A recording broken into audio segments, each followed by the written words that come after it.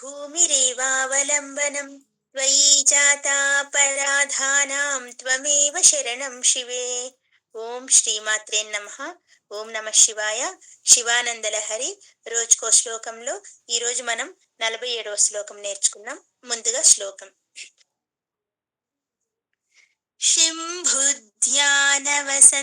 సంగిని హృదారామేఘజీర్ణచ్చదాః స్రస్తా భక్తిలతాచ్చటా విలసితాః పుణ్యప్రవాళాశ్రితాః దీప్యంతే గుణకోరకా జపవచః పుష్పాణి సద్వాసనా జ్ఞానానందసుధామరందలహరి సంవిత్ఫలాభ్యున్నతిః.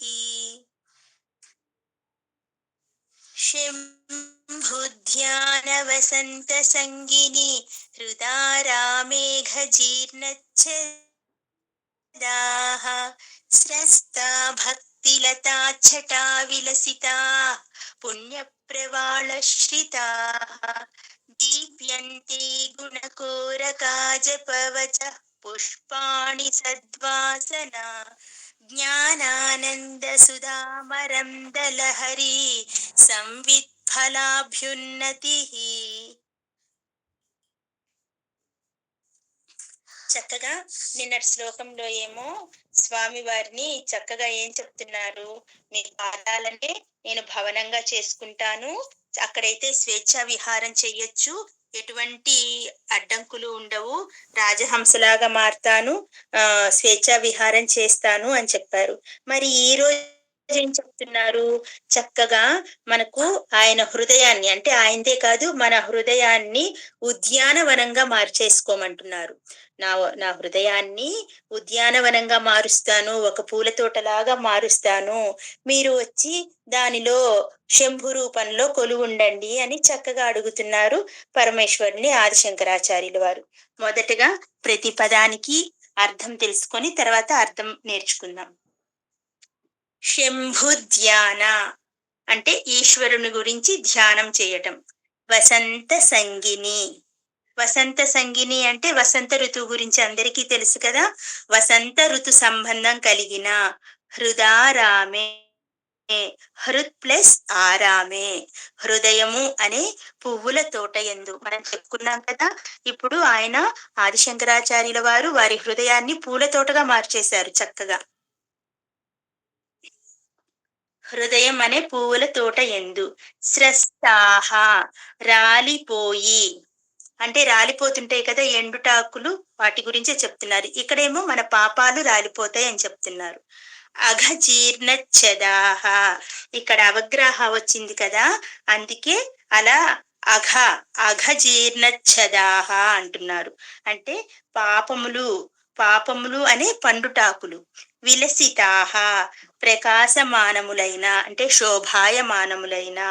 పుణ్య ప్రవాళశ్రితాహ పుణ్యములు అనేటువంటి చిగురుటాకులను పొందినయంట. పాపాలేమో ఎండుటాకుల్లాగా రాలిపోయినాయంట. పుణ్య ప్రవాళశ్రితాహ పుణ్యాలు అనేటి చిగురటాకులు వస్తూ ఉన్నాయంట. గుణకోరకాహ సద్గుణాలు, మంచి గుణాలు మొక్కలుగా కలిగి ఉన్నాయంట. జపవచ పుష్పాహ జపవాక్కులు పుష్పాలుగా ఉన్నాయంట, జపవాక్కులను పుష్పములుగా కలిగినవి. సద్వాసనాహ సత్కర్మ సంస్కారములను అనే సువాసనను కలిగి ఉన్నాయి అంట. సత్కర్మ అంటే మంచి పనులు అన్నమాట. ఇంకా సంస్కారము అనేటువంటి సువాసనలు కలిగి ఉందంట అతని హృదయం అనే తోట. భక్తి లచ్చాట, సారీ అండి,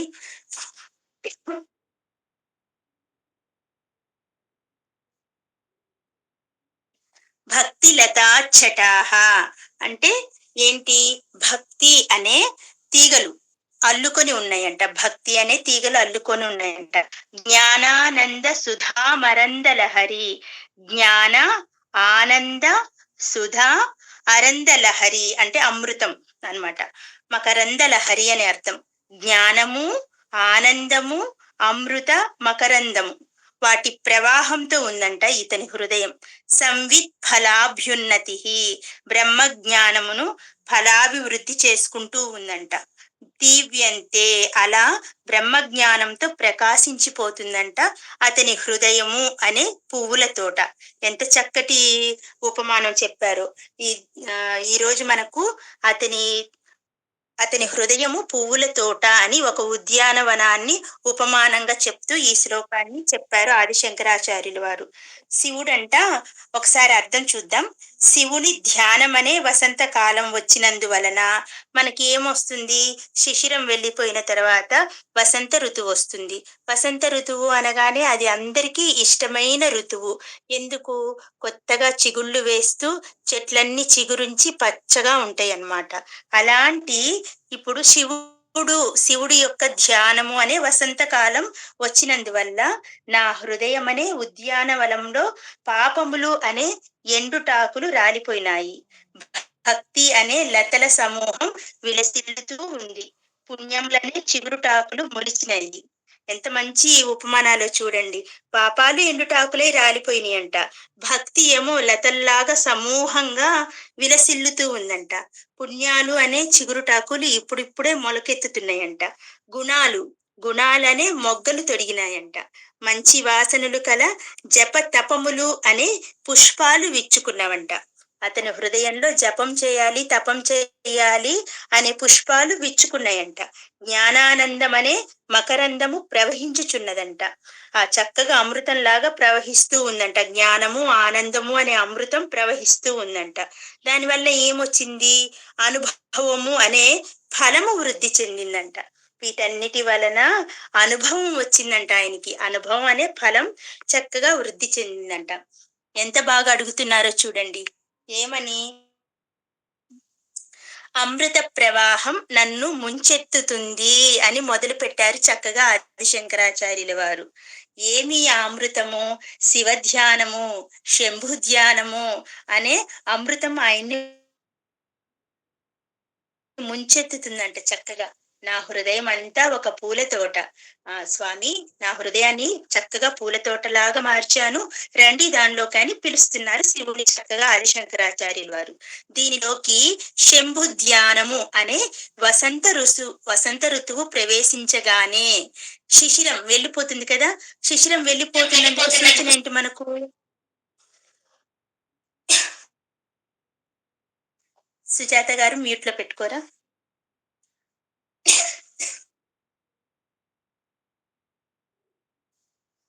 సుజాత గారు మ్యూట్ లో పెట్టుకోరా.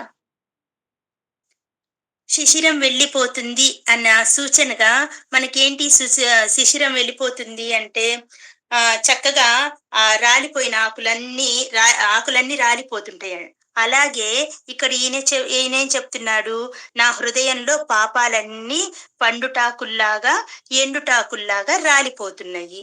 ఇంకేమవుతుంది? పుణ్యము అనే లేత లేత ఆకులు కొత్త చిగుళ్ళు వేస్తూ త్వరగా పెరుగుతున్నాయంట. అవి కూడా త్వరగా పెరుగుతున్నాయంట. ఈ నేలపై భక్తి తీగలు చిత్తవత్తుగా అల్లుకుంటున్నాయంట. చిత్తవత్తుగా అంటే సమూహంగా అని అర్థం అన్నమాట.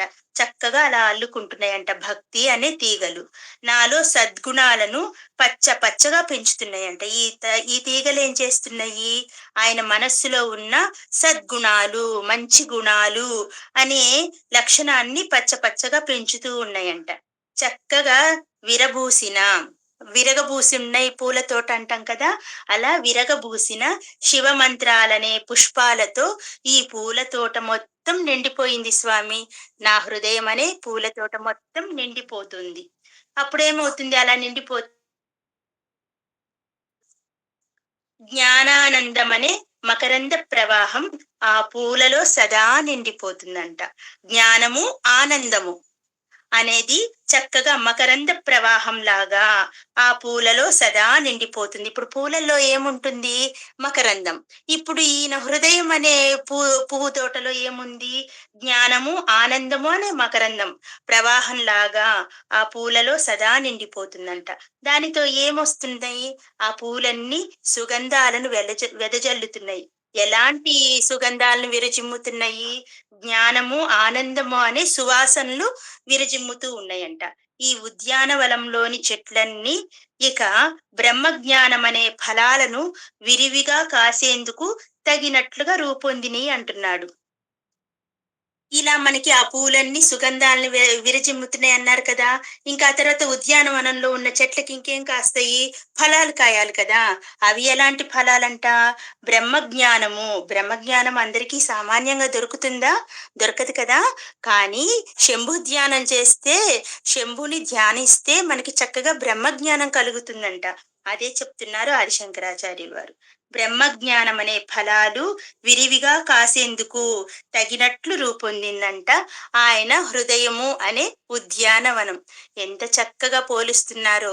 ఇన్నాళ్ళు చెప్పింది ఒక ఎత్తు, ఈరోజు చక్కటి అందమైన పూల తోటతో పోలుస్తూ, అందులో వసంత ఋతువుతో పోలుస్తున్నారు. వసంత ఋతువు అంటే ఎవరికి ఇష్టం ఉండదండి? చక్కగా పచ్చ పచ్చగా చెట్లు ఎంత ప్రకృతి అందంగా ఉంటుంది చూడడానికి. అలాంటి శంభుధ్యానం అనే వసంత ఋతువు ఆయన హృదయం అనే పూదోటలోకి ప్రవేశించిందంట. మరి మనం కూడా అలాగే ప్రవేశింప చేసుకుందామా మరి? ఓం నమ శివాయ.